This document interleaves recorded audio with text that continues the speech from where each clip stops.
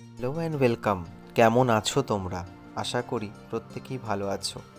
আজ যে শর্ট ভিডিওটা তোমাদের সামনে তুলে ধরছি সেটা কিন্তু খড়দার ঐতিহ্য বলতে পারো, শ্যামসুন্দর মন্দির। তোমরা হয়তো প্রত্যেকেই জানো শ্যামসুন্দর মন্দিরের ইতিহাস। আর চলছে কিন্তু রাস পূর্ণিমা, তাই রাস পূর্ণিমায় শ্যামসুন্দর মন্দিরের সত্য শ্যামের সঙ্গে তোমাদের সরাসরি পরিচয় করাবো বলেই আজকের এই ব্লগ। এই দেখো শ্যামসুন্দরের প্রতিষ্ঠান।